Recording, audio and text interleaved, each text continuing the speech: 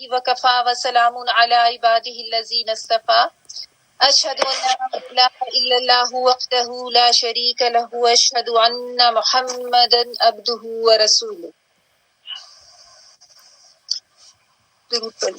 اللهم صل على محمد وعلى آل محمد كما صليت على إبراهيم وعلى آل إبراهيم إنك حميد مجيد. اللهم بارك على محمد وعلى آل محمد كما باركت على إبراهيم وعلى آل إبراهيم إنك حميد مجيد.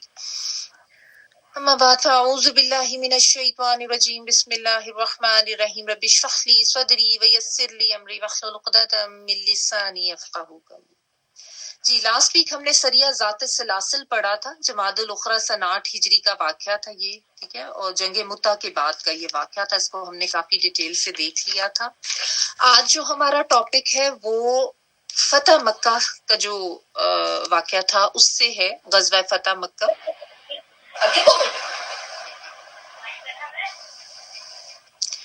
اوکے، اور یہ جو ہے رمضان میں ہے اور سن 8 ہجری ہے، سیم ایئر ہے، سن 8 ہجری. اور جمادی الاخری والا پہلا تھا اور اس کے بعد یہ 2-2.5 مہینے کے بعد یہ واقعہ ہے، ٹھیک ہے. میرے پاس پیج نمبر 298 ہے. رمضان 8 ہجری میں اللہ تعالیٰ نے اپنے رسول صلی اللہ علیہ وآلہ وسلم کو مکہ مکرمہ کی فتح کا شرف بخشا. فتح مکہ بہت زیادہ اہم واقعہ ہے اسلام کی ہسٹری میں، اور یہ تو سب لوگوں کو پتہ ہی ہے، ٹھیک ہے. اور رمضان کا مہینہ تھا، مبارک مہینہ، 8 ہجری تھی، یعنی نبی صلی اللہ علیہ وآلہ وسلم کو ہجرت کر کے گئے ہوئے 8 سال ہو چکے تھے، اور اس کے بعد اللہ سبحانہ تعالیٰ نے اسی جگہ پہ جہاں سے ان کو نکالا گیا تھا فتح یاب کر کے دوبارہ وہیں پہ داخل کیا. یہ سب سے عظیم فتح تھی جس سے اللہ تعالیٰ نے اپنے دین اور رسول اللہ صلی اللہ علیہ وآلہ وسلم کو عزت بخشی. یعنی ظاہر ہے یہاں سے تو وہ ایک طرح سے تو نکالے گئے تھے نا، تو اسی جگہ پہ جب دوبارہ فاتح ہو کر آئے تو بہت زیادہ عزت اور شرف کا مقام تھا، بہت زیادہ ایک بڑی وکٹری تھی ان کے لیے. اپنے گھر اور اپنے شہر کو غلط ہاتھوں سے آزاد کیا. غلط ہاتھ ظاہر ہے مشرکین تھے اور یہ تو اللہ کا گھر تھا، تو یہاں پہ ان لوگوں کے تسلط سے آزاد کرانا ضروری تھا، ٹھیک ہے. تو یہ اللہ سبحانہ تعالیٰ کی طرف سے پھر یہ خاص مدد ہوئی اور یہ واقعہ ہوا. اس فتح پر آسمان والوں نے بھی خوشی منائی اور کفار اللہ کے دین میں فوج در فوج داخل ہوئے، ٹھیک ہے. یعنی ظاہر اتنا بڑا واقعہ تھا کہ اللہ کا گھر جہاں پہ بت پرستی کی جا رہی تھی، اتنے سالوں سے بت رکھے ہوئے تھے وہاں پہ، اور وہاں پہ پھر جب وہ بت سارے گرائے گئے اور یہ شہر فتح ہوا اور پھر اسلام کا غلبہ یہاں پہ ہوا، اور کیونکہ ظاہر ہے یہ تو توحید کا مرکز تھا، تو اس کی جب فتح ہوئی تو آسمان والے یعنی فرشتے بھی اس کے اوپر خوش ہوئے، اور ظاہر اللہ کی بھی رضا بہت زیادہ اس میں تھی. اور پھر کفار جو ہے بہت بڑی تعداد میں انہوں نے بھی اسلام قبول کیا تھا، کیونکہ آپ صلی اللہ علیہ وآلہ وسلم نے ظاہر ہے جو معافی کا اعلان کر دیا تھا، سب اس سے اتنے متاثر ہوئے، تو بہت پھر اسلام کو جو ہے آپ کہنے کی طاقت ملی، بہت سے لوگ اسلام میں داخل ہوئے. اس کا سبب کیا ہوا تھا فتح مکہ کا، اس کو تھوڑا سا جان لیتے ہیں، یعنی بیک گراؤنڈ کیا تھا، پس منظر کیا تھا. اس کا سبب یہ ہوا کہ بنو بکر حدیبیہ کے معاہدے میں قریش کے ساتھ شامل ہوئے تھے. حدیبیہ کا جو واقعہ ایک ہوا تھا، حدیبیہ کے مقام پہ صلح حدیبیہ جو ایک کانٹریکٹ ٹریٹی ایک ہوا تھا، اس میں آپ کو پتہ ہے کہ کچھ قبائل جو تھے انہوں نے قریش کے ساتھ وہ اس کے حلیف بنے تھے، ان کے دوست بنے تھے، حلیف مینز دوست، اور کچھ مسلمانوں کے. تو یہ جو بنو بکر کا قبیلہ تھا یہ قریش کا دوست بنا تھا حدیبیہ کے معاہدے میں. ان کی بنو خزاعہ کے ساتھ دور جاہلیت سے خون ریزی اور کشاکش چلی آ رہی تھی. یعنی یہ بنو بکر اور بنو خزاعہ، یہ میں آپ کو پہلے بتا چکی سورہ توبہ میں، اگر کسی کو یاد ہو یا تھوڑا سا ریوائز کر لیں.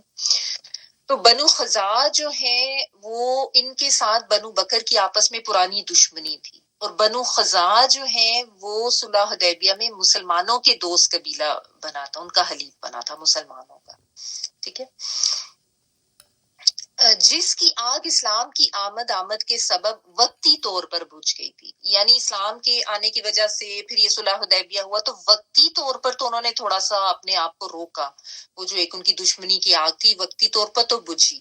جب حدیبیہ کی صلح واقعہ ہو چکی تو بنو بکر نے اسے غنیمت جانا اور موقع پا کر شعبان 8 ہجری میں رات کے وقت بنو خزاعہ پر چھاپا مارا.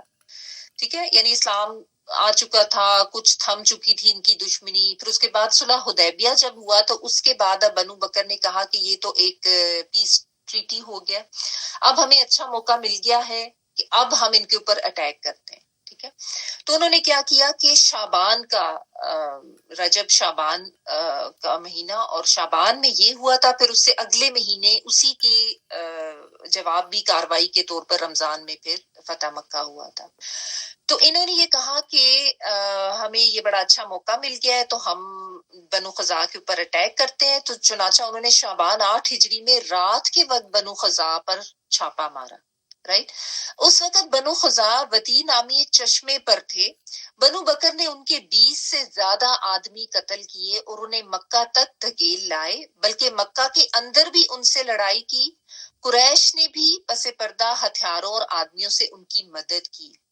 ٹھیک ہے، تو مکہ سے باہر تھے یہ، وہاں پہ ان پہ اٹیک بھی کیا، گھسیٹ کے ان کو مکہ تک لے آئے. 20 بندے بھی ان کے مار دیے. بنو بکر نے کافی ظلم انہوں نے کیا، حالانکہ ایک معاہدہ ہو چکا تھا، اس معاہدے کی کھلے عام خلاف ورزی تھی. ٹھیک ہے، اور جب مکے کے اندر لائے وہاں بھی ان کے ساتھ لڑائی کی، اور وہاں پہ پھر جو قریش تھے انہوں نے بھی اوپنلی تو نہیں، کیونکہ ظاہر قریش کو بھی پتا تھا کہ ہم نے پیس ٹریٹی کیا ہوا ہے، اور ہم اس ٹریٹی میں یہی تھا معاہدہ حدیبیہ میں کہ جنگ بندی ہوگی، کوئی کسی پہ اس طرح سے اٹیک نہیں کیا تھا کرے گا. لیکن انہوں نے پس پردہ جو ہے نا ہتھیاروں اور آدمیوں سے بنو بکر کی مدد کی تھی بنو خزاعہ پہ اٹیک کرنے میں. یہی ہوتا ہے نا. اب دیکھیں ایک مومن یا مسلمان جو ہے وہ تو پوری طرح سے پابندی کرتا ہے، اس کو پتا ہوتا ہے اللہ کا نام لے کے ایک عہد کی ہے. لیکن یہ جو کفار ہوتے ہیں اور جو اس طرح کے دشمنی رکھنے والے اسلام دشمن عناصر، ان کو جب موقع ملتا تھا نا یہ اپنا سر اٹھاتے تھے اور کوئی دشمنی کر دیتے تھے، معاہدہ توڑ دیتے تھے، معاہدے کی خلاف ورزیاں بھی کر دیا، دھوکہ بھی دے دیا. ٹھیک ہے، تو یہ اس طرح کے کام کرتے تھے، یہی انہوں نے کیا. بنو خزاعہ چونکہ صلح حدیبیہ میں مسلمانوں کے ساتھ شامل ہو گئے تھے اور ان کے متعدد افراد مسلمان بھی ہو چکے تھے، اس لیے انہوں نے رسول اللہ صلی اللہ علیہ وسلم کے اس واقعے کی اطلاع دی کہ بھئی دیکھیں ہمارے ساتھ اتنی زیادتی ہوئی ہے. وہ مسلمان بھی ہو چکے تھے کافی لوگ ان کے، اور وہ تھے بھی مسلمانوں کے حلیف تھے، دوست تھے ان کے. تو اب اس کی وجہ سے پھر آپ صلی اللہ علیہ وسلم نے کیا اقدام فرمایا؟ آپ صلی اللہ علیہ وسلم نے فرمایا واللہ میں جس چیز سے اپنی حفاظت کرتا ہوں اسی سے تمہاری بھی ضرور حفاظت کروں گا. ادھر قریش نے اپنی غلطی محسوس کی اور اس کے نتائج سے خوف زدہ ہوئے. اب قریش کو یہ ہو گیا کہ یہ تو ہم نے گڑبڑ کر دی ہے، یعنی ہم نے ایک وہ جو معاہدہ ہے اس کی خلاف ورزی کی ہے، مدد بھی کی ہے بنو بکر کی، اتنے بندے بھی بنو خزاعہ کے مارے گئے ہیں. تو اب تو ظاہر ہے ایک اسلام کا غلبہ تو ہو رہا تھا، مسلمانوں کی تعداد بھی بڑی تھی، جنگیں ہو چکی تھی، روب بھی پڑ چکا تھا. تو اب یہ ڈر گئے، ان کو اپنی غلطی کا احساس ہوا. تو انہوں نے کیا کیا، جھٹ پٹ ابو سفیان کو مدینہ بھیجا کہ وہ عہد کو پختہ کرے اور مدت اور بڑھا دے. یہ واقعہ بھی میں آپ کو پڑھ کے بتا چکی ہوں جب ہم نے سورۃ توبہ کی تھی. تو انہوں نے کہا کہ چلو ابو سفیان ظاہر ایک بڑا سردار تھا، انہوں نے کہا اس کو بھیجتے ہیں اور ہماری طرف سے ایک ذرا صلح کا قدم اٹھایا جائے گا، اور ہم ان کو کہیں گے کہ جی ہم تو ابھی بھی معاہدے پہ قائم ہے. حالانکہ نبی صلی اللہ علیہ وسلم کو ظاہر بنو خزاعہ نے بتا دیا تھا کہ قریش بھی ساتھ ان کے شامل ہو گئے تھے. بہرحال انہوں نے ابو سفیان کو مدینہ بھیجا کہ وہ عہد کو پختہ کرے اور مدت اور بڑھا دے، کہ یعنی ہم تو عہد کو اور بڑھانا چاہ رہے ہیں اور پختہ بھی کرنا چاہ رہے ہیں. ابو سفیان کو کیوں بھیجا تھا یہ ریزن بھی آگے ہے کہ ابو سفیان مدینہ پہنچا تو اپنی صاحبزادی ام المومنین ام حبیبہ رضی اللہ تعالیٰ عنہ کے گھر آیا. یہ ابو سفیان کی جو بیٹی تھی نا، یہ نبی صلی اللہ علیہ وسلم کی زوجہ محترمہ تھیں، اور ان کے بارے میں آپ کسی کو یاد ہے ان کا نکاح کہاں ہوا تھا؟ یہ حبشہ میں جن کا نکاح ہوا تھا نا، نجاشی ان کا ولی بنا تھا. تو یہ وہ ہیں، اور یہ ان کی ابو سفیان کی بیٹی تھی. بہرحال اسی وجہ سے بھی ان کو بھیجا گیا کہ نبی صلی اللہ علیہ وسلم کے عقد میں ہے ان کی بیٹی تو ذرا لحاظ کریں گے یا بیٹی سے سفارش کروا لیں گے، اس وجہ سے وہ ان کے گھر آیا۔ جب رسول اللہ صلی اللہ علیہ وسلم کے بستر پر بیٹھنا چاہا تو انہوں نے بستر لپیٹ دیا، یعنی انہیں فوراً بستر ہٹا دیا جو ام حبیبہ رضی اللہ تعالیٰ عنہ تھی نا۔ اب ابو سفیان کو تو بڑا جھٹکا لگا، یعنی اس کے تو بڑی آپ کہنے کہ اس کے تو وہم گمان میں ہی نہیں تھا کہ بیٹی اس طرح کا رویہ کرے گی۔ ابو سفیان نے کہا بیٹی کیا تم نے اس بستر کو میرے لائق نہیں سمجھا یا مجھے اس بستر کے لائق نہیں سمجھا؟ تو انہوں نے کہا یہ رسول اللہ صلی اللہ علیہ وسلم کا بستر ہے اور آپ ناپاک ہیں، مشرک ہیں، ٹھیک ہے نا۔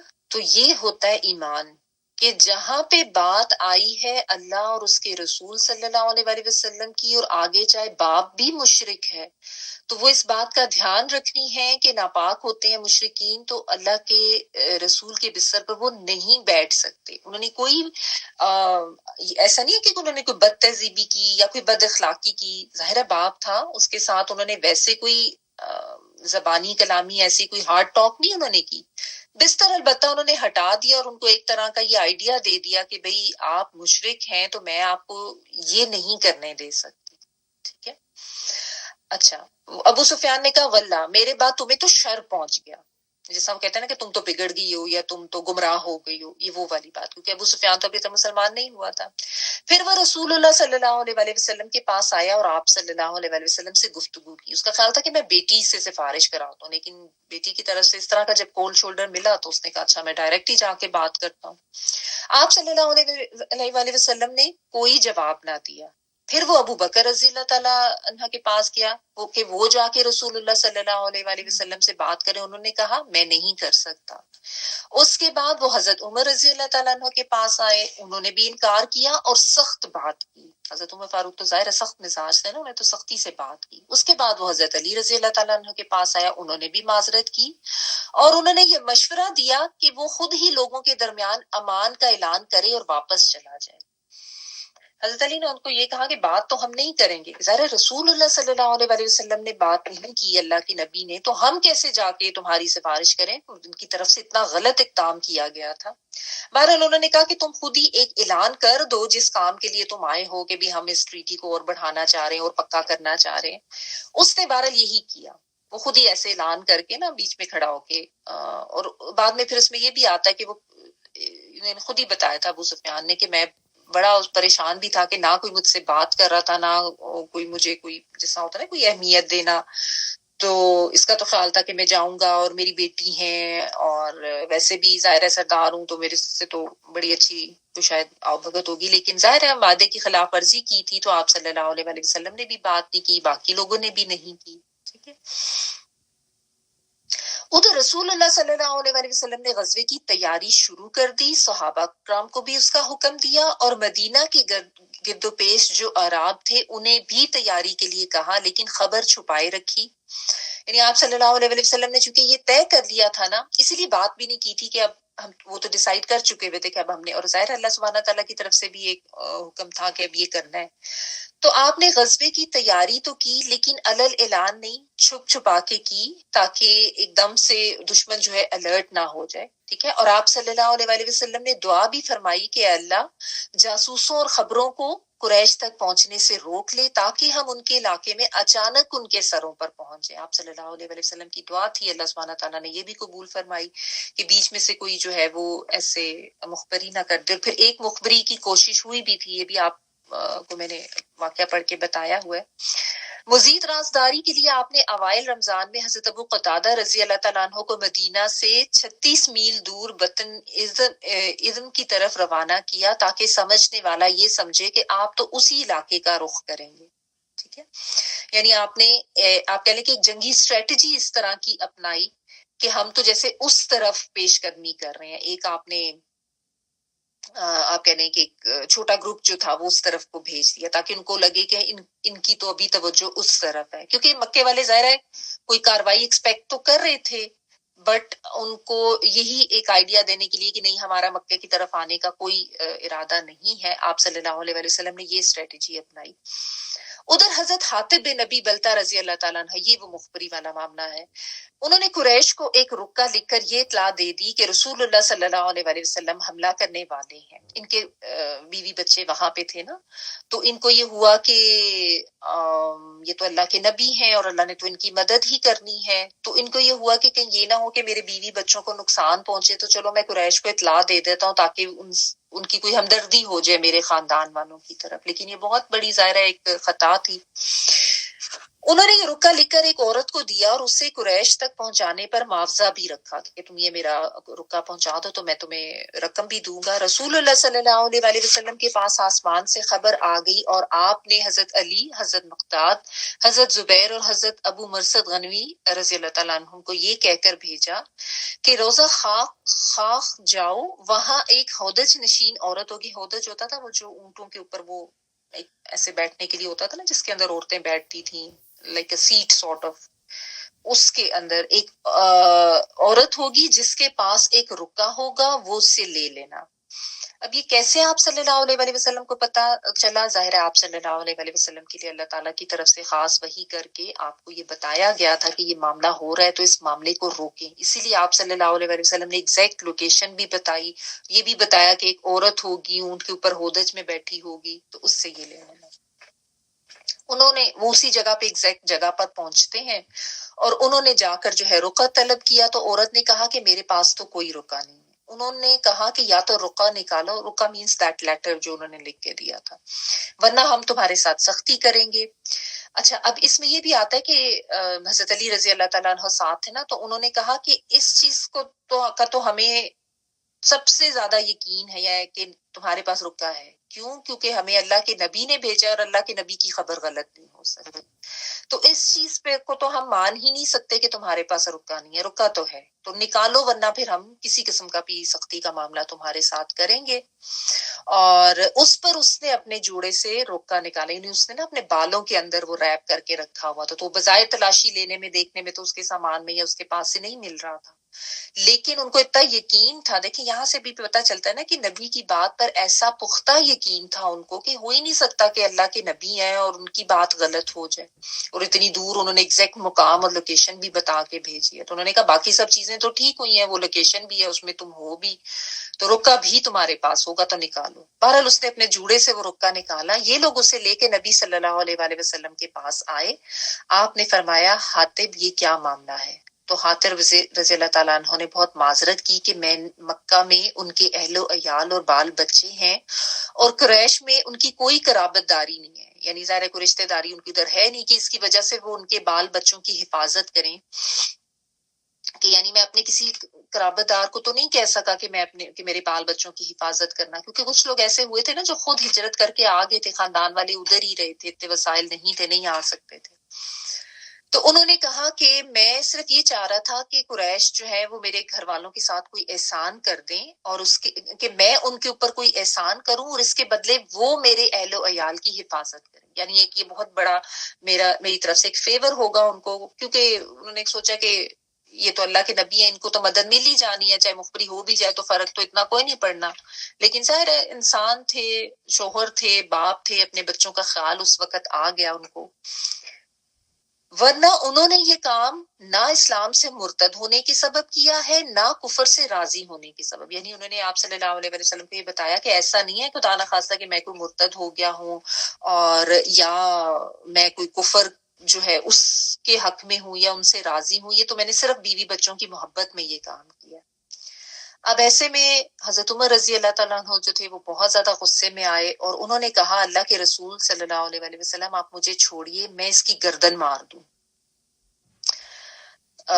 ظاہر غصے کے تیز تھے، مزاج ان کا گرم تھا اور ان کو بہت شدید اس کے اوپر غصہ آیا، غصہ تو ظاہر ہے سب کو ہی آیا ہوگا، لیکن ان کا یہاں پہ یہ ایک ایکشن نظر آتا ہے کہ انہوں نے کہا کہ آپ مجھے اس کے قتل کی اجازت دیں، میں اس کی گردن اڑا لوں۔ کیوں؟ کیونکہ انہوں نے تو اللہ اور اس کے رسول صلی اللہ علیہ وآلہ وسلم کے ساتھ خیانت کی ہے اور یہ تو منافق ہو گیا ہے، یعنی ظاہر ہے دیکھیں نا اس طریقے سے بہت بڑا نقصان ہو سکتا تھا، آپ صلی اللہ علیہ وآلہ وسلم نے اس چیز کو پورا خفیہ رکھا ہوا تھا معاملے کو. تو انہوں نے کہا یہ تو خیانت ہے اللہ اور اس کے رسول کے ساتھ، اور یہ تو منافقت کر رہے ہیں. لیکن نبی صلی اللہ علیہ وآلہ وسلم نے ان کو منع فرمایا اور کہا کہ یہ تو جنگ بدر میں حاضر ہو چکا ہے، اور تمہیں کیا پتا، ہو سکتا ہے اللہ نے اہل بدر پر جھانک کر کہا ہو تم لوگ جو چاہو کرو، میں نے تمہیں بخش دیا. اہل بدر جو تھے نا، یہ بدری صحابی تھے، یہ جو حضرت حاتب بن ابی بلتہ ہے نا، تو اہل بدر جو تھے ان کے لیے تو اللہ سبحانہ تعالیٰ نے ان کی دنیا کی زندگی میں ہی بشارت دے دی تھی کہ ان کے اگلے پچھلے تمام گناہ معاف ہے، اور ان کو جنت کی بشارت دے دی گئی تھی. اور ظاہر ہے کہ یہ غلطی ان سے کوئی ایسی نہیں، اس وجہ سے تو نہیں ہوئی تھی کہ کوئی یہ خدا نخواستہ اسلام کے دشمن ہو گئے تھے. بس ہوتا ہے کہ دیکھیں ہر انسان جو ہے وہ جذبات سے مغلوب ہو سکتا ہے کسی بھی وقت. ظاہر ہے اولاد کی محبت، گھر والوں کی محبت ہر ایک کے دل میں ہوتی ہے، لیکن ہونا تو یہ نہیں چاہیے تھا. سب سے اوپر تو اللہ اور اس کے رسول اور اس کے دین کی ہی محبت ہونی چاہیے تھی صلی اللہ علیہ وسلم. لیکن یہ ہے کہ بس ایک بشری تقاضا آپ کہہ لیں کہ اس کے تحت ان سے یہ خطا ہو گئی. اب ایسے میں حضرت عمر فاروق رضی اللہ تعالیٰ عنہ کا ایک بہت شدید رد عمل سامنے آیا بھی، لیکن آپ صلی اللہ علیہ وآلہ وسلم نے ان کو منع فرما دیا. اور جب ان کو یہ بتایا کہ اللہ نے تو ان کی خطائیں معاف کر دی ہوئی ہیں، تو میں اور تم کون ہوتے ہیں ان کو سزا دینے والے. تو یہ سن کر حضرت عمر رضی اللہ تعالیٰ عنہ کی آنکھیں نم ہو گئیں، یعنی ان کو آنسو آ گئے، اور انہوں نے کہا کہ اللہ اور اس کے رسول صلی اللہ علیہ وآلہ وسلم ہی بہتر جانتے ہیں. غصے کے تیز تھے، لیکن جیسے ہی غلطی کا احساس ہوتا تھا نا، تو حضرت عمر فاروق رضی اللہ تعالیٰ عنہ کے بارے میں 2-3 واقعات ایسے ہیں کہ یہ فوراً اتنے نرم ہوتے تھے اور اتنا اللہ کا خوف آتا تھا کہ رو پڑتے تھے. تو یہاں پہ بھی انہوں نے کہا کہ بے شک اللہ اور اس کے رسول کا علم جو ہے ظاہر ہے وہ مجھ سے زیادہ ہے، اور میرے سے غلطی ہوئی ہے، مجھے یہ نہیں کہنا چاہیے تھا. ٹھیک ہے، تو اس سے یہ بھی پتہ چلتا ہے کہ دیکھیں ہم کسی کے بارے میں نہیں کہہ سکتے کہ اللہ سبحانہ تعالیٰ نے ان کے ساتھ کیا معاملہ کرنا ہے، کیونکہ ہمارے ہاں جو ایک یہ رسم یا ایک آپ کہہ لیں کہ ایک کسٹم ہم لوگوں کا بہت زیادہ نا، کہ ہم فوری لوگوں کو فتویٰ دے کے اور ان کے اوپر ان کو جو ہے وہ گنہگار قرار دے کے فلاں تو ایسا ہے، فلاں تو ایسا ہے، اوف یہ تو اس کی تو بخشش ہی نہیں ہونی. ٹھیک ہے، ہر ایک کے لیے ہدایت کی دعا ضرور کرے. ٹھیک ہے، جو کسی کا غلط کام ہے اس پہ آپ ضرور آواز اٹھائیں یا اس پہ بات ضرور کریں، لیکن کسی کے ساتھ اللہ نے کیا معاملہ کرنا ہے یا کیا وہ کافر ہے یا نہیں ہے، جس طرح ہمارے ہاں فرقہ واریت میں آ کے لوگ اتنے زیادہ ایسے فتاواز دے جاتے ہیں نا، اور ایک دوسرے کو کافر قرار دینا اور ایک دوسرے کے ساتھ جانی دشمنی کرنا، اور ایون ممبروں پہ اٹھ کے ایسی ایک دوسرے کے ساتھ باتیں سختی کے ساتھ کی جا رہی ہوتی ہیں اور بیان بازیاں کی جا رہی ہوتی ہیں. تو یہ غلط ہے. اللہ پہ معاملہ چھوڑیں، اللہ تعالیٰ کو پتہ ہے کہ اس نے اپنے کسی بندے کے ساتھ کیا معاملہ کرنا ہے. ٹھیک ہے، تو اللہ تعالیٰ نے ان کی یہ خطا معاف فرمائی، تو نبی صلی اللہ علیہ وسلم نے یہی ان کو بھی بتایا، حضرت عمر فاروق رضی اللہ تعالیٰ عنہ کو. مکہ کی راہ میں 10 رمضان سن 8 ہجری کو رسول اللہ صلی اللہ علیہ وآلہ وسلم نے مدینہ چھوڑ کر مکے کا رخ کیا. ٹھیک ہے، یعنی 10واں روزہ آپ کہہ لیں. آپ کے ساتھ 10,000 صحابہ کرام تھے. مدینہ پر بطور منتظم آپ نے ابو رحم غفاری رضی اللہ تعالیٰ عنہ کو تقرر فرمایا. ونس اگین وہی بات کہ جاتے ہوئے اپنی ذمہ داری کسی کو سونپ کے گئے، ایسے نہیں چھوڑ کے گئے. ٹھیک ہے، جو بات میں آپ کو بار بار کہتی ہوں نا کہ اپنی ذمہ داریوں کے بارے میں دھیان رکھیں کہ آپ جب کہیں جا رہے ہیں تو اپنی ذمہ داری پہ کسی کو لگا کے جائیں، خود فائنڈ آؤٹ کریں، بتائیں کہ میں جا رہا ہوں اور یہ اب میری ذمہ داری جو ہے اس کے لیے میں نے فلاں بندہ ارینج کیا ہے، اس کے اوپر چھوڑ کے جا رہا ہوں. ٹھیک ہے، یہ ایک طریقہ کار ہے. اور آپ اپنے گھر سے بھی جب جا رہے ہیں تو ذمہ داریاں جو ہیں ان کو تھوڑا سا بانٹ کے بچوں پہ، سب پہ، یا جو بھی آپ کے گھر میں اور بھی اگر افراد ہیں تو اس طریقے سے دے کے جائیں. تو اس سے یہ کہ پیچھے کوئی اس طرح کیوس نہیں ہوتا، اور ایک ظاہر انسان کو احساس ذمہ داری بھی ہونا چاہیے. جحفہ پہنچے تو آپ کے چچا حضرت عباس رضی اللہ تعالیٰ عنہ ملے. وہ مسلمان ہو کر اپنے بال بچوں سمیت ہجرت کرتے ہوئے آ رہے تھے. یہ جو آپ کے چچا تھے نا حضرت عباس رضی اللہ تعالیٰ عنہ، اگر آپ کو یاد ہو ہم نے پڑھا تھا غزوہ بدر میں یہ قریش مطلب دشمنوں کی طرف سے ہی آئے تھے اور قیدی بھی بن گئے تھے پھر، اور لیکن ان کا یہ کہ یہ مسلمان ہو چکے ہوئے تھے، یہ اظہار نہیں ابھی کر رہے تھے اپنے اسلام کا، اور ہجرت بھی کر کے نہیں آئے تھے، یہ وہیں پر تھے. اور پھر نبی صلی اللہ علیہ وآلہ وسلم نے ان کے ساتھ ظاہر ہے وہی آسانی کی، اور جب یہ غزوہ بدر میں قیدی بن کے آئے تھے، تو بہرحال یہ اس وقت پھر اپنے بال بچوں کو لے کر ہجرت کرتے ہوئے آ رہے، تو آپ کہہ لیں کہ یہ آخری ہجرت کی تھی، کیونکہ اس کے بعد تو مدینہ فتح ہو گیا تھا نا. اچھا، ان کے بارے میں بعض روایات کچھ ایسی بھی ملتی ہیں کہ ان کو وہاں رہ کر ان کا فائدہ یہ تھا کہ وہ وہاں کی مخبری یعنی وہاں کی خبریں نبی صلی اللہ علیہ وآلہ وسلم تک پہنچاتے تھے، تو اس لیے بھی ان کا وہاں رہنا ضروری تھا. بعض روایات میں یہ بھی آتا ہے کہ آپ صلی اللہ علیہ وآلہ وسلم نے ان کو کہا تھا کہ تم ابھی وہیں پر رہو نا، اور وہاں پہ رہتے ہوئے انہوں نے اسی لیے اپنا ابھی اوپنلی جو ہے وہ اسلام کو اس وقت تک اظہار نہیں کیا تھا، لیکن اسلام یہ لے آئے ہوئے تھے. اور ایون جب غزوہ بدر میں بھی یہ آئے نا، تو یہ بہت بدلی سے آئے تھے، کیونکہ ظاہر ہے وہ قبائلی نظام تھا نا، تو اپنی ایک قبیلے کے ساتھ آنا ہوتا تھا، تو اس پریشر میں آ کے یہ آ گئے تھے. لیکن ان کے بارے میں آتا ہے کہ انہوں نے کہا تھا کہ مطلب ظاہر ہے یہ نہیں کرنا چاہ رہے تھے obviously.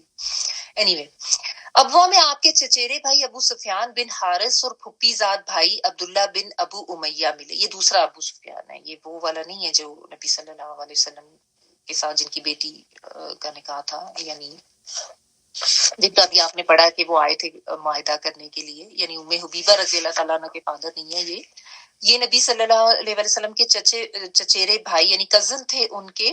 ابو سفیان بن حارث ان کا نام تھا. ٹھیک ہے، وہ والا جو ابو سفیان ہے نا، وہ ابو سفیان بن حرب آتا ہے اس کا نام. یہ دوسرے تھے، اور ان کے ساتھ پھر ایک ان کے پھپھی زاد بھائی عبداللہ بن ابو امیہ بھی ملے. آپ نے دونوں سے منہ پھیر لیا. کیوں؟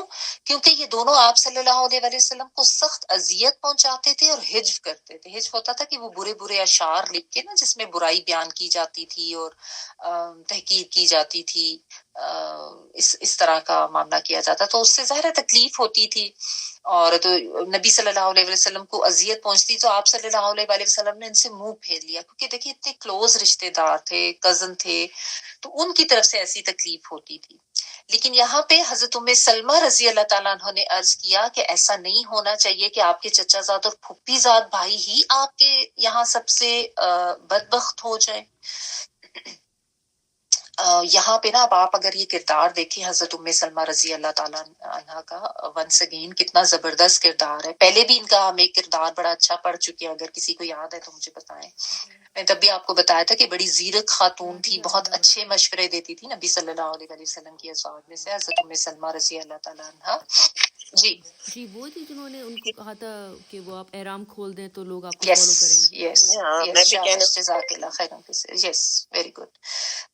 حدیبیہ کے مقام پہ نا، یعنی جب یہ لوگ جا رہے تھے عمرے کے لیے، تو پھر اتنے غمزدہ سب ہو گئے تھے کہ ہم نے تو نہیں احرام کھولنے، تو پھر انہوں نے مشورہ دیا تھا نبی صلی اللہ علیہ وسلم کو، کیونکہ آپ صلی اللہ علیہ وسلم آپ صلی اللہ علیہ وسلم کو بھی ظاہر ایک رنج ہوا کہ ایسا تو کبھی نہیں ہوا کہ میں کوئی بات کہوں اور صحابہ کرام آگے سے جو ہے وہ انکار کریں.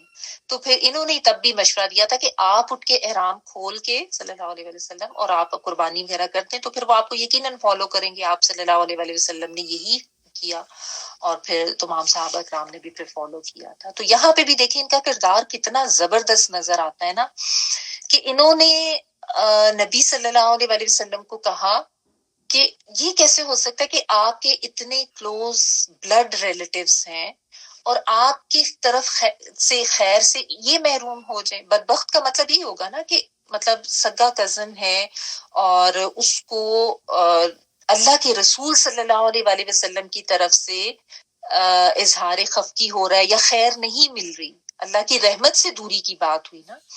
تو دیکھیں جہاں پہ مطلب اب دیکھیں ایک بحیثیت بیوی، بحیثیت عورت، اور بحیثیت ایک مومنہ، کیسا زبردست ان کا کردار ہے. ہم اپنے آپ کو رکھ کے دیکھیں نا، مطلب ہم تو کہیں کہ ہم میں سے کتنی عورتیں ہوں گی جو سسرال والوں کے حق میں یا اس طریقے سے سٹینڈ لیں گی اور کہیں گی شوہر کو کہ نہیں نہیں آپ کو تو ان کے ساتھ اچھا سلوک کرنا چاہیے. اکثر عورتیں تو یہ کہیں گی اچھا ٹھیک ہے کٹتے ہیں تو کٹیں، یا یہ کہیں کہ ہاں انہوں نے تو آپ کے ساتھ بڑی زیادتی کی تھی، ان کے ساتھ ان کو تو منہ لگانے کی ضرورت ہی نہیں.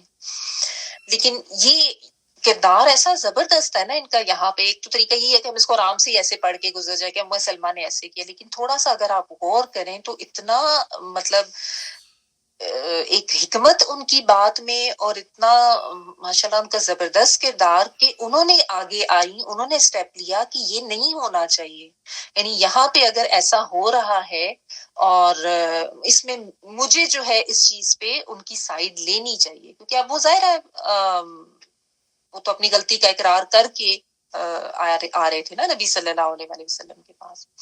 تو بہرحال انہوں نے بھی بہت اچھا مشورہ دیا، اور پھر حضرت علی رضی اللہ تعالیٰ عنہ نے بھی ابو سفیان بن حارث کو سکھایا، یہ جو کزن تھے یہ والا ابو سفیان، ان کو مشورہ دیا کہ رسول اللہ صلی اللہ علیہ وسلم کے سامنے جا سکتے. حضرت علی رضی اللہ تعالیٰ عنہ بھی جو ہے نا، ان کے بارے میں تو خیر آپ سب کو پتہ ہے نا، یہ بھی بہت حکمت والی باتیں کرتے تھے، دانائی والی باتیں کرتے تھے. تو یہاں پہ ان کا بھی کردار دیکھیں، انہوں نے کہا کہ تم رسول اللہ صلی اللہ علیہ وسلم کے سامنے جاؤ اور ان سے وہی کہو جو برادران یوسف نے حضرت یوسف علیہ السلام سے کہا تھا. تاللہ لقد آثرک اللہ علینا وان کنا لخاطئین، اللہ کی قسم اللہ نے آپ کو ہم پر فضیلت بخشی اور یقیناً ہم ہی خطا کرتے. سورہ یوسف میں آتا ہے نا کہ جب وہ بھائی آئے اور پھر انہوں نے پہچان لیا حضرت یوسف علیہ السلام کو، اس وقت وہ شرمندہ ہوئے، تو انہوں نے پھر آ کے اپنی غلطی کا بھی اظہار کیا اور اپنی خطا مانی، یعنی جس طرح کہتے ہیں نا کہ سوری بولنا یا اپنی مسٹیک ایکسیپٹ کرنا. انہوں نے یہی بات کہی، یعنی یہی آ کے نبی صلی اللہ علیہ وسلم کو کہا کہ ہم خطا کار تھے اور اللہ تعالیٰ نے جو ہے اس طرح آپ کو فضیلت دی ہے، تو اب ہمارے لیے آپ رحم کا معاملہ کریں. تو نبی صلی اللہ علیہ وسلم نے بھی آگے سے وہی فرمایا جو حضرت یوسف علیہ السلام نے فرمایا تھا، لا تثریب علیکم اليوم یغفر اللہ لکم وہو ارحم الراحمین، آج تم پر کوئی سرزنش نہیں ہے، اللہ تمہیں بخش دے گا اور وہ سب سے زیادہ رحم فرمانے والا ہے. سبحان اللہ. تو اس سے صلہ رحمی کا بھی پتہ چلتا ہے، اور یہ کہ جو معافی مانگے پھر اس کو معاف کر دینا چاہیے. تو یہ کردار ہونا چاہیے. مشورہ بھی اچھا دیں لوگوں کو، لوگوں کے درمیان اصلاح کی کوشش کریں، کیونکہ لوگوں کی صلح کرانا بہت کار خیر ہے اور بہت ثواب کا بھی کام ہے. ٹھیک ہے، اور حکمت کے ساتھ جو ہے آپ ایسے معاملات کو دیکھیں. تو یہاں پہ ان دونوں کرداروں کا بڑا زبردست نظر آتا ہے مشورہ دونوں کا، کہ انہوں نے اس طریقے سے اس معاملے کو سلجھایا. اس پہ پھر ابو سفیان نے چونکہ یہ شاعری وغیرہ کرتے تھے، انہوں نے چند اشعار بھی سنائے اور اپنی سابقہ حرکت سے معذرت کی. اب اس پہ آپ یہ نہ سمجھے کہ یہ اس موقع پر شاعری کی کیا ضرورت تھی، یہ عربوں کا ایک کلچر تھا نا، اس کو اب آپ سمجھ ہی گئے ہوں گے کہ انہوں نے جب بھی اپنے کوئی جذبات کا اظہار کرنا ہوتا تھا تو بھی وہ اشعار سناتے تھے، کہ انہوں نے اپنی دشمنی کا اظہار کرنا ہوتا تھا اور کسی اگلے کی حجب کرنی ہوتی تو اس کے لیے بھی وہ اشعار ہی سناتے تھے. جنگی معاملات میں جب انہوں نے جوش ولولہ بڑھانا ہوتا تھا تو بھی وہ اشعار ہی سناتے تھے. تو یہ ان کا ایک کلچر تھا. ٹھیک ہے، تو انہوں نے بہرحال معذرت بھی کی اور اس طریقے سے اچھی اب شاعری کر کے سنائی. جب آپ قدید پہنچے، اس کو قدید پڑھیں گے، ٹھیک ہے، باریک کاف سے، اور دیکھا کہ لوگوں پر روزہ مشکل گزر رہا ہے. اب آپ نے یہ پڑھ لیا نا کہ 10واں رمضان تھا، 10واں روزہ تھا، 10 رمضان کو نکلے تھے، تو روزے سے تو تھے سب لوگ، لیکن آپ صلی اللہ علیہ وسلم نے دیکھا کہ مشکل ہو رہی تھی لوگوں کو روزے کو کنٹینیو کرنے میں، تو روزہ کھول دیا اور لوگوں کو بھی کھولنے کا حکم دیا. آپ صلی اللہ علیہ وسلم نے خود بھی روزہ کشائی کر لی اور لوگوں کو بھی کہا کہ روزہ کھول دو. کیوں؟ کیونکہ ہمارے دین میں بلا وجہ کی سختی اپنی نفس پر کرنے کا نہیں کہا گیا. ٹھیک ہے، اور پھر سفر بھی جاری رکھا. تو اس سے یہ بہت اہم ایک پوائنٹ پتہ چلتا ہے کہ اگر آپ رمضان میں سفر کر رہے ہیں اور آپ روزے رکھنا چاہ رہے ہیں، کوئی حرج نہیں ہے. آپ کو لگتا ہے کہ آپ کی طاقت ہے، آپ روزہ رکھ لیں، آپ کمپلیٹ کر سکتے ہیں بغیر اپنی جان پہ کسی مشقت کے، تو آپ اس روزے کو کمپلیٹ کر لیں. اگر دوران سفر آپ کو لگے کہ آپ کے اوپر مشکل ہو رہی ہے، کیونکہ دیکھو اس زمانے میں سفر بھی تو آسان نہیں تھے نا، اور یہ تھوڑی ہوتا تھا کہ چند گھنٹوں کے سفر ہوں، لمبے سفر ہوتے تھے تو مشکل ہو جاتی تھی. تو یہاں پہ نبی صلی اللہ علیہ وسلم کا اپنا طریقہ کار بھی نظر آ رہا ہے کہ روزہ رکھا تھا، خود بھی کھولا اور لوگوں کو بھی کہا، صحابہ کرام کو بھی، کہ روزہ کھول دو.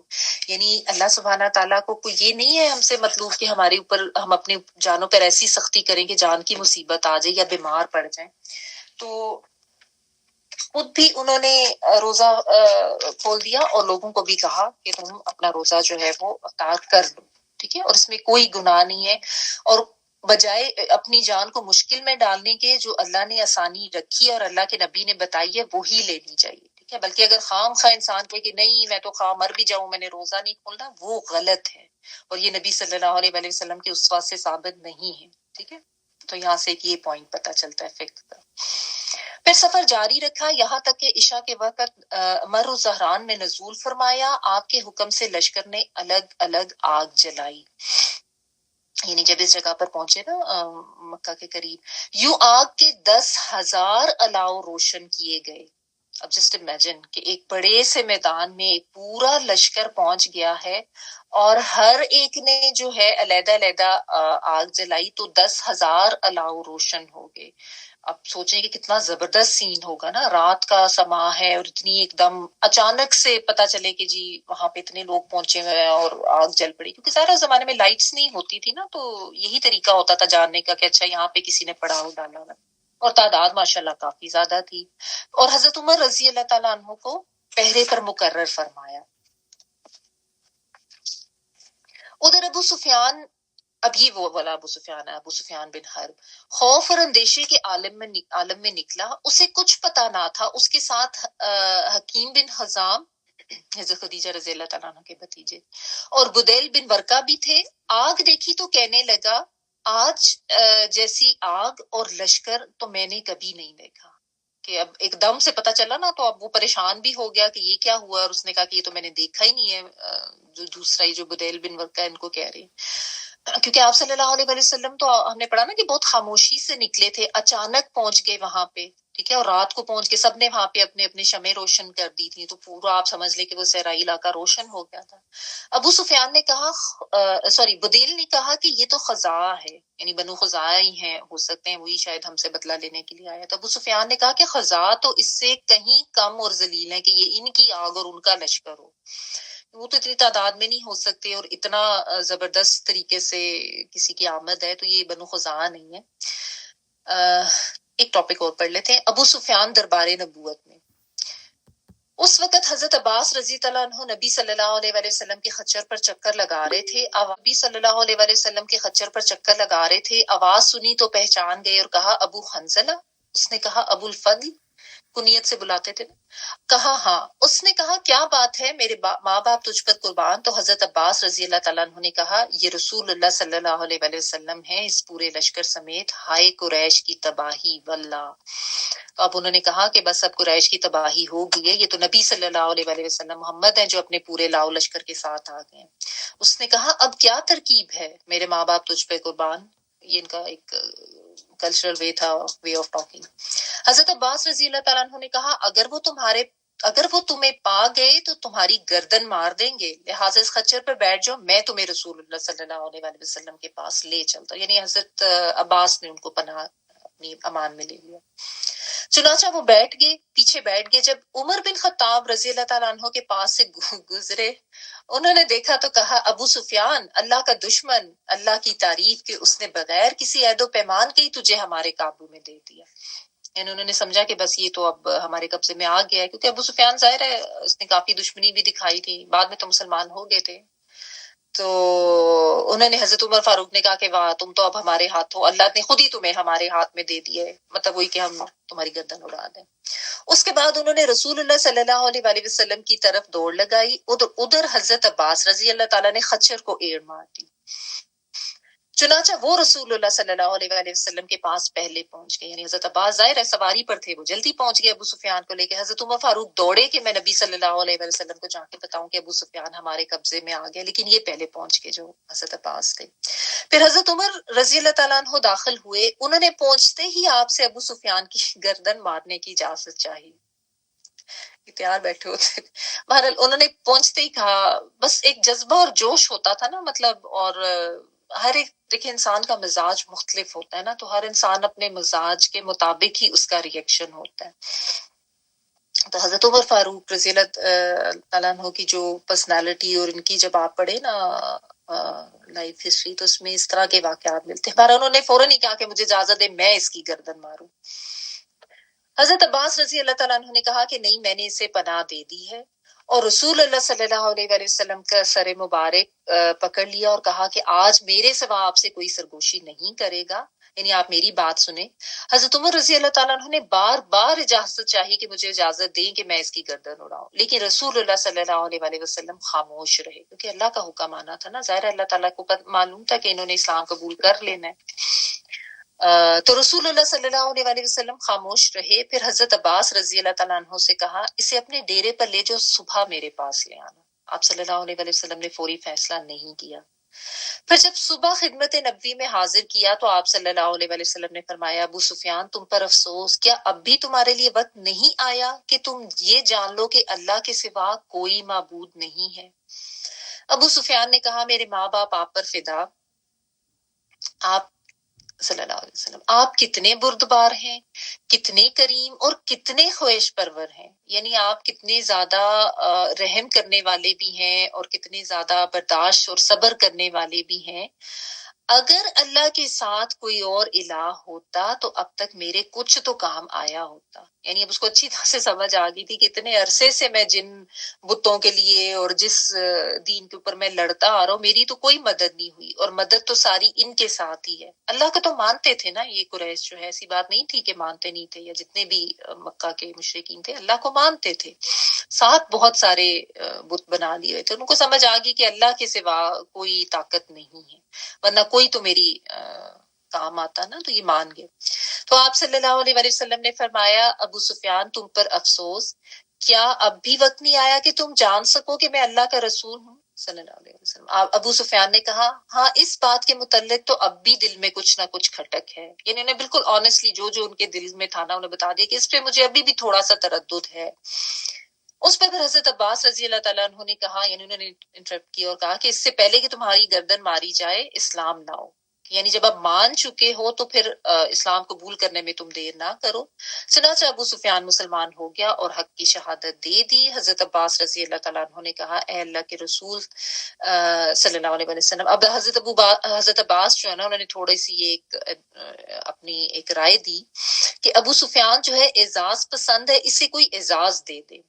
یعنی ہوتا تھا نا کہ ہر ایک کی اپنی نیچر ہوتی تھی. تو انہوں نے کہا کہ اس کو اگر آپ کوئی ایسے کوئی ڈیزگنیشن خاص دے دے نا، یا کوئی ایسی ذمہ داری اس کو سونپ دے تو اس کو اور اچھا لگے گا. تو آپ صلی اللہ علیہ وسلم نے فرمایا کہ ہاں جو بھی ابو سفیان کے گھر میں گھس جائے اسے امان ہے. تو اس میں پھر آگے یہ بھی آتا ہے کہ ابو سفیان نے کہا کہ میرا گھر تو اتنا بڑا نہیں ہے اور لوگ تو بہت زیادہ تیار ہیں، سب کے سب اسلام لانے پہ تیار ہیں. پھر آپ صلی اللہ علیہ وسلم نے فرمایا کہ جو حرم میں یعنی مسجد حرام میں جو داخل ہو جائے گا اس کو بھی امان ہے. تو پھر اس نے کہا کہ وہ بھی جگہ کم پڑ سکتی ہے. تو پھر آپ صلی اللہ علیہ وسلم نے کہا کہ جو اپنا دروازہ اندر سے بند کر لے اسے بھی ہماری طرف سے امان ہے. تو یعنی آپ صلی اللہ علیہ وسلم نے ایک عام معافی کا اعلان فرما دیا اور ایک امن و امان کے تحت یہ سارا معاملہ ہوا.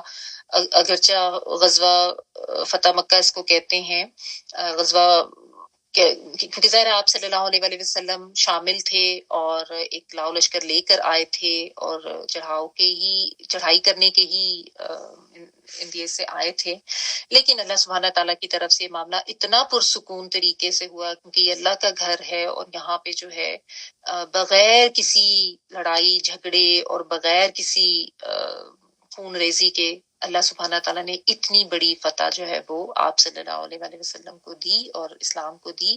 اس سے آگے کا ٹاپک تھوڑا لمبا بھی ہے، ٹائم کافی ہو گیا. انشاءاللہ تعالیٰ اس کو ہم اللہ کے حکم سے اگر زندگی رہی تو نیکسٹ ویک کریں گے. وآخر دعوانا الحمدللہ رب العالمین. سبحانک اللہم و بحمدک نشہد ان لا الہ الا انت نستغفرک و نتوب الیک.